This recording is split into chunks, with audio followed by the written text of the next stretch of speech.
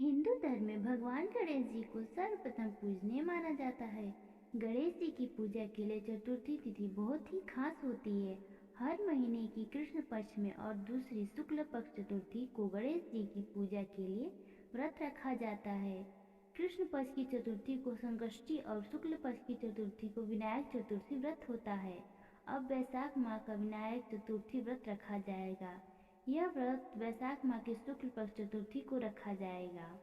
मई महीने में शुक्ल पक्ष की चतुर्थी तिथि की शुरुआत 11 मई की दोपहर 2:50 पर होगी।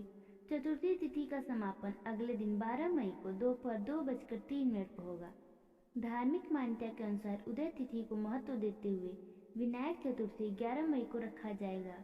पूजा का मुहूर्त 12 मई को 10:57 से लेकर 1:39 तक है। विनायक चतुर्थी का व्रत रखने वाले को सुबह जल्दी उठकर सूर्योदय से पहले स्नान आदि कर लेना चाहिए। स्नान करने के बाद व्रत का संकल्प ले। गणेश जी की पूजा के लिए पूजा के स्थान की सफाई करें और गंगा जल से शुद्ध करें। लकड़ी की चौकी रखें और हरे रंग का कपड़ा बिछाएं। गणेश जी की प्रतिमा स्थापित करें और पूरे विधि विधान से पूजा करें। गणेश जी को फूल, दुर्वा घास, सिंदूर इन चीज़ों को अर्पित करें। पूजा के बाद लड्डू का भोग लगाएं।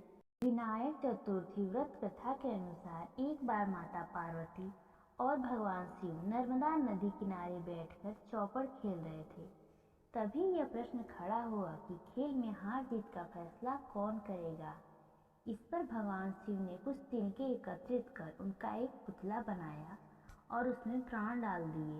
इसके बाद भगवान शिव ने उस बालक से कहा कि हमारे इस चौपड़ के खेल में तुम्हें हार जीत का निर्णय करना है। चौपड़ का खेल 3 बार खेला गया और तीनों बार माता पार्वती जीत गई। लेकिन जब उसे बालक से हार जीत का फैसला करने को कहा गया तो उसने भगवान शिव को विजयी बताया।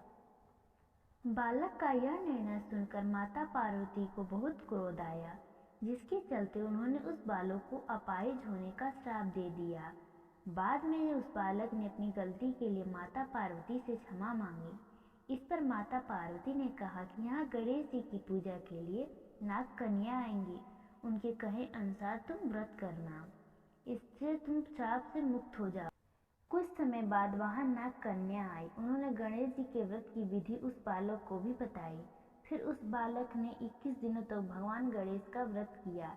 इससे भगवान गणेश प्रसन्न हुए और उस बालक को श्राप से मुक्त कर दिया।